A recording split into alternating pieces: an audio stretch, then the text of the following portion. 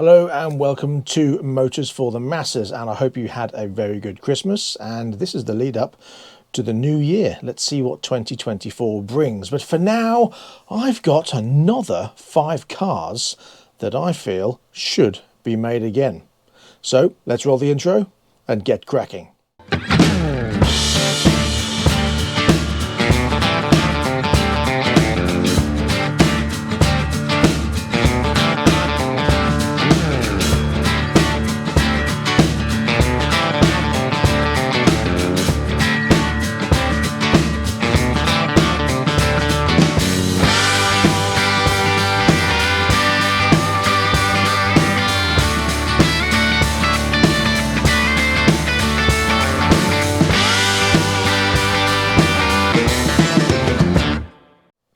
Now, before I start, I just want to address something from the previous video.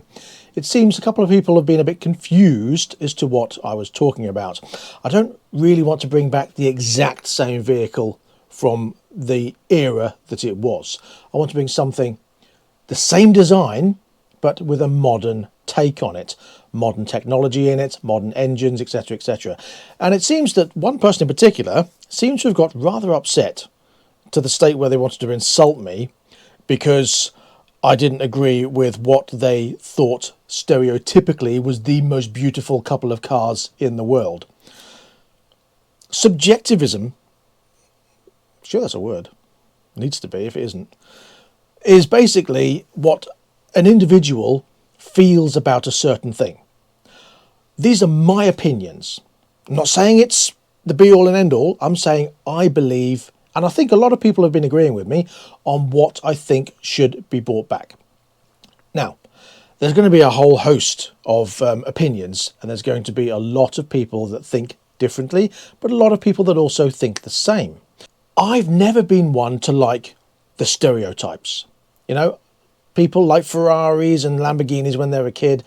I wasn't interested when I was growing up in having a Ferrari or a Lamborghini, although I did like the Countach and the Jalpa.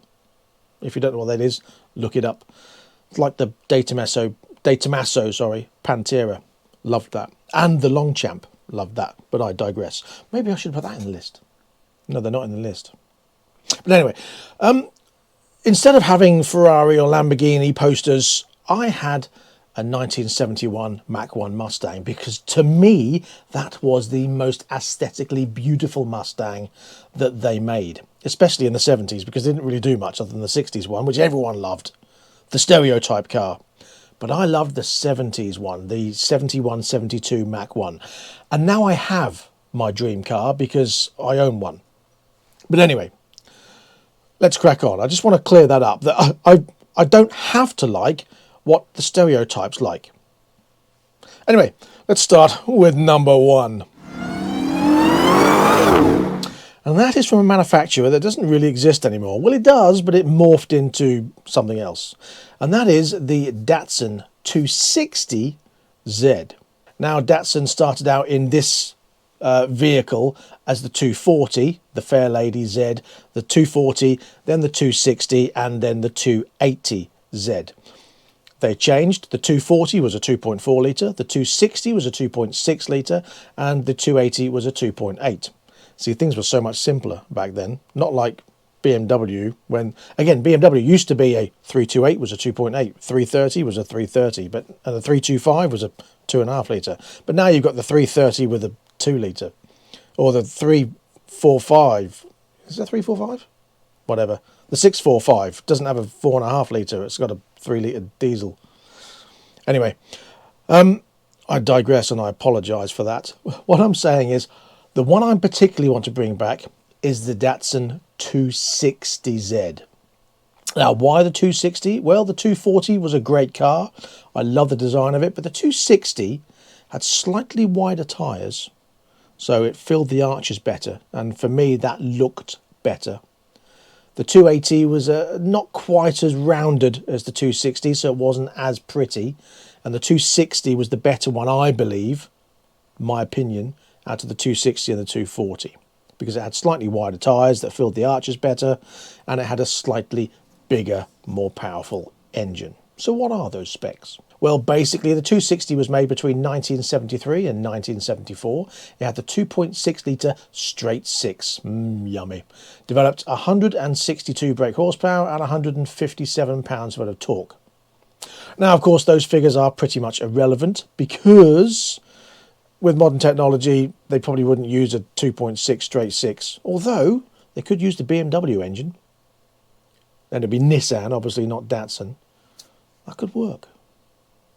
Anyway, that's my number one. I absolutely love the look of it. I mean, you could say it's Japanese answer to the E-Type Jag, the stereotypical car that apparently everyone should love, and there's nothing more beautiful than that. Well, I don't agree. Yes, it is a beautiful car, but I prefer the Datsun 260Z because it's just slightly more rounded and it's not the one that everybody loves. And I've never been one to want what everyone else has. And I think the Datsun 260Z is stunning. It's got a great curved line. The only problem I find is that when you're looking for pictures, the American versions, all American cars, it feels, from those eras had oversized bumpers. I think that was a rule in America. All had oversized overriders and bumpers.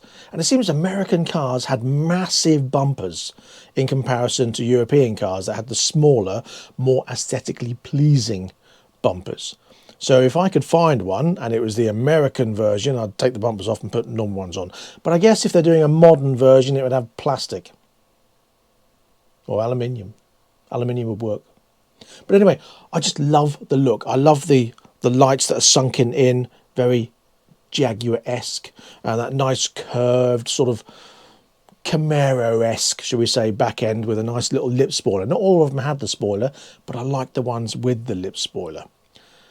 I also like the ones that they've done. People have modified them, and yes, I do like a modified car, but the ones that have got extended wheel arches and the spoilers and the little front lip valance, I like that as well. But anyway, let's move on to number two.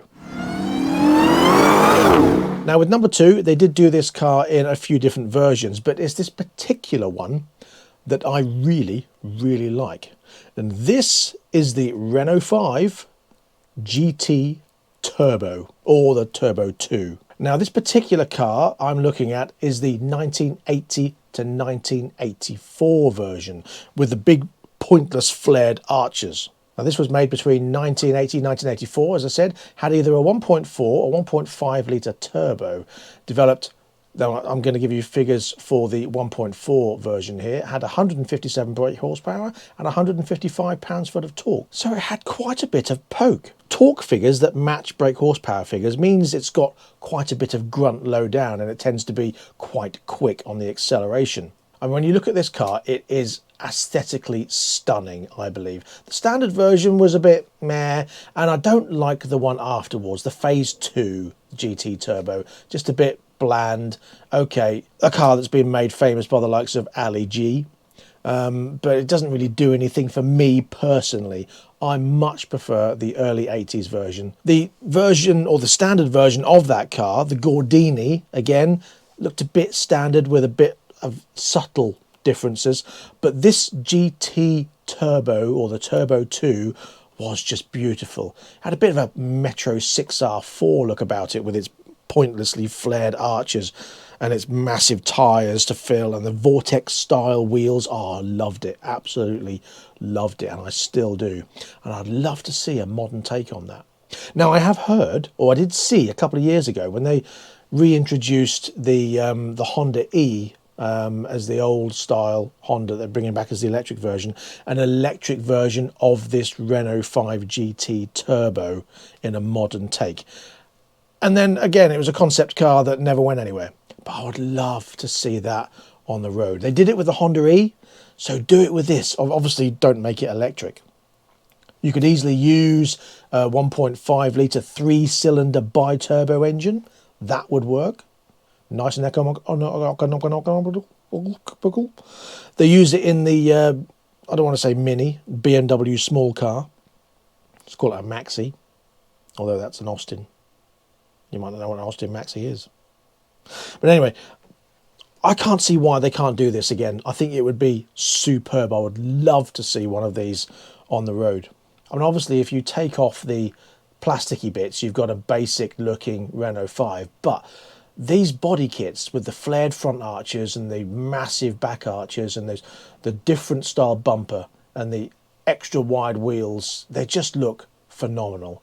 I mean, some of the colours they did were brilliant. I love this brown colour that they did. Love the blue, brilliant. It's got a sort of a Renault Williams colour feel about it, or the pre-runner to the Renault Williams.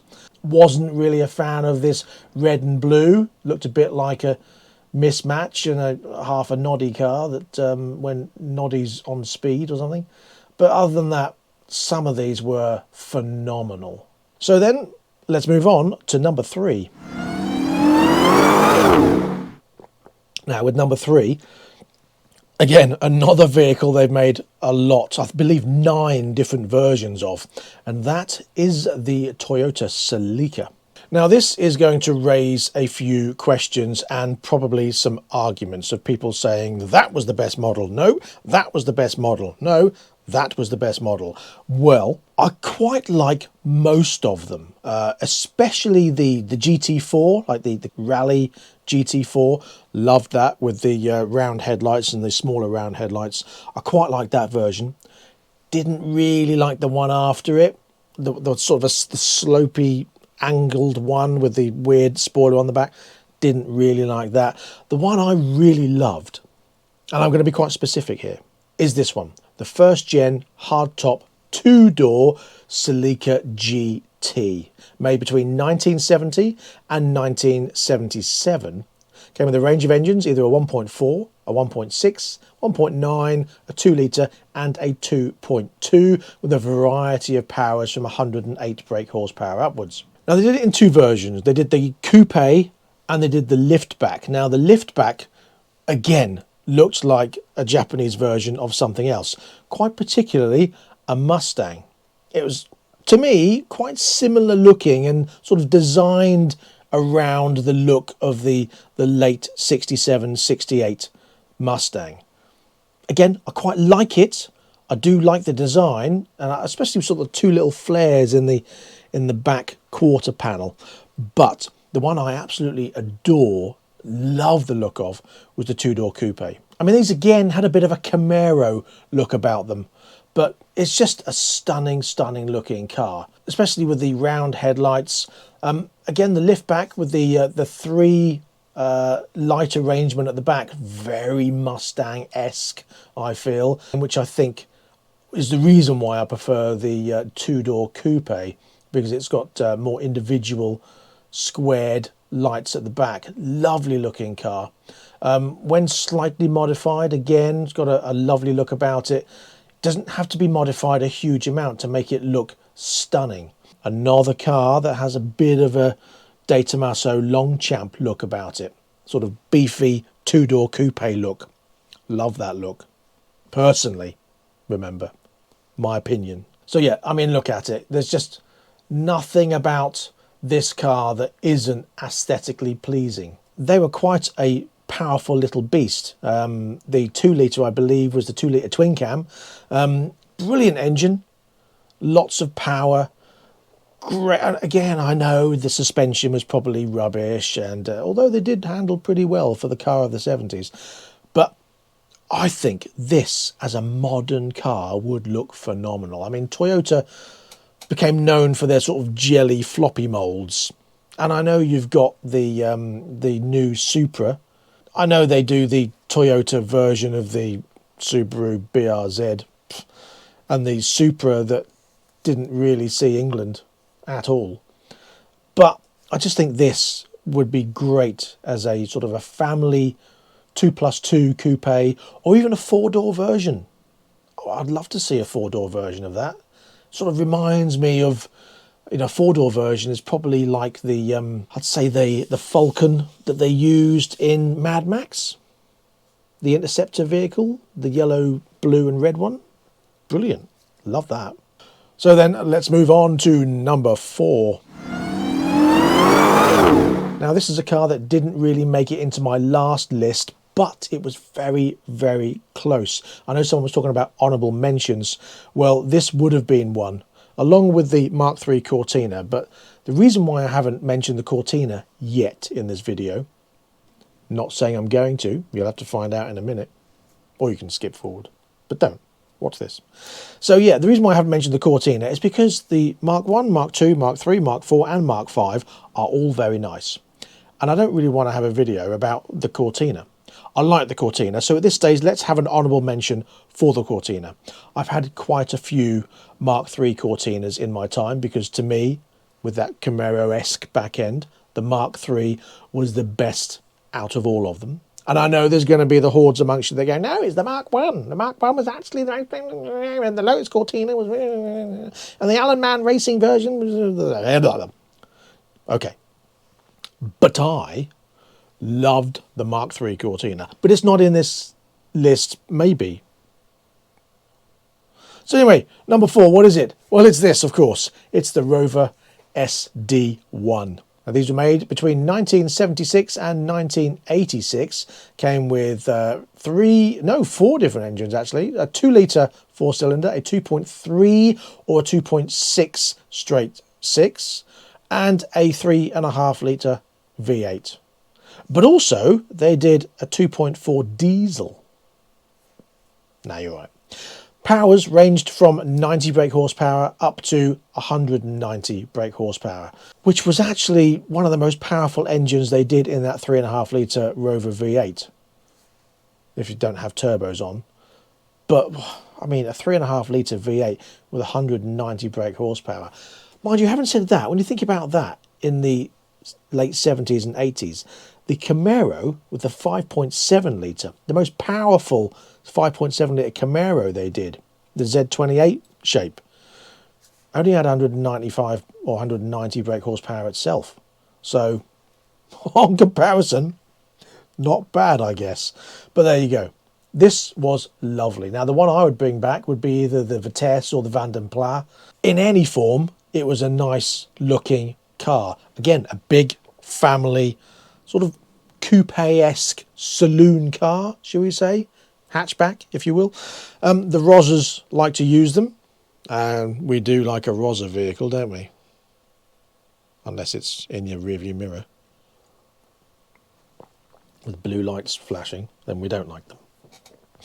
But yes, they are stunning. Great looking cars, and I think this would stand the test of time. I would love to see this back. Now, of course, we couldn't do it as a Rover because they no longer exist. But I wonder if MG could bring something out.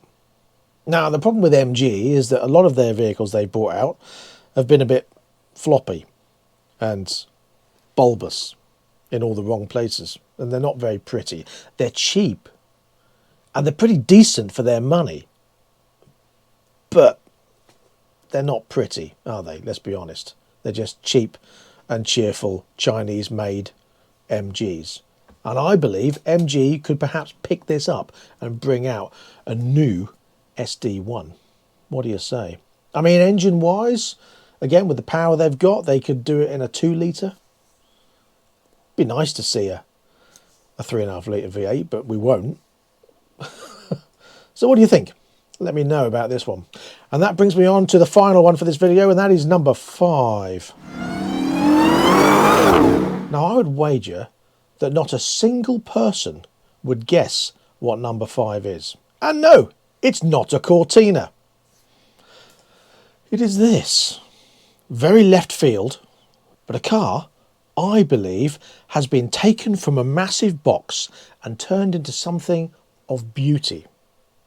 It's this, the Volvo 262C Bertone. Now, this was made between 1977 and 1981. It came with either a 2.7 or a 2.9 litre V6. 2.7 had 138 brake horsepower, 151 pounds-foot of torque, and the 2.9 had a 153 brake horsepower and 169 pounds-foot of torque engine. Now, I say 2.7 and 2.9. They're in actual fact 2.649 and 2.849cc. But you can't really have a 2.8.5 litre engine because I don't think that would work. But this, the 262 Coupe Bertone was aesthetically beautiful, I believe. Absolutely loved it. You had the massive box that was the 240 or the 260 Volvo, and then they turned it into a coupe and had a big sort of quarter panel, two-door, but slightly high, because it's obviously Bertone and its Italian flair just made it beautiful. I love the look of this. I mean, from the back end, you've still got the 244 design, but you turn slightly to the left, so you get a side profile, and you go, ooh. And then you go around the front, and the ones that have the quad headlights, not the big square lights that are in the standard 240, but the quad lights, gorgeous. I mean, look at this. That's just beautiful, absolutely beautiful. Lovely looking car. Most of them came with a sort of Vortex style wheels, and I think that finished it off quite nicely. Vinyl roofs on some of them as well, and they looked pretty decent. Okay, with some modifications, you could get that sort of Buick style about it. And if people don't know what they look like, it looks like this. The Buick Regal, very nice looking thing. And someone has done something that is quite similar to that, and it kind of works for me. But other than that, I would rather have a quad headlight version. Now, Volvo is still going, obviously. Part of the Geely group, which is owned by China. Again, another manufacturer that could quite easily take the quirky as they do and remake them. Come on, let's see this back on the roads. I mean, who doesn't want a pointless two-door coupe of a massive saloon car that your granddad should drive? I don't know what that says about me. But there you go. There's my list, and another slightly weirder insight as to what I like. Subjectively, this is my kind of style, and I'm sure I'm not the only ones out there. I mean, these kind of cars in original format demand some serious money, so there is some interest out there. If you don't agree with me, let me know, but just let me know that you don't agree. You don't have to call me stupid and say that I'm clearly wrong. Well, I'm not. This is my opinion, and no one's opinion can be wrong subjectively. If it's fact, then obviously you can be right or wrong. But this isn't fact, because subjective beauty is exactly that. It's a personal opinion on what you feel. If you disagree, fine. No problem. Let me know. If you agree, let me know that too. And that brings me to the end of this video. I'll be back next time with I don't know what. Let's find out in the new year. But for now, Happy New Year. I hope you have a very good one, and that it's prosperous and that it's fun. Hopefully I'll get out on New Year's Day on my New Year's Day ride, but stay tuned for that. So until next time, please ride and drive carefully, but have fun. Bye-bye.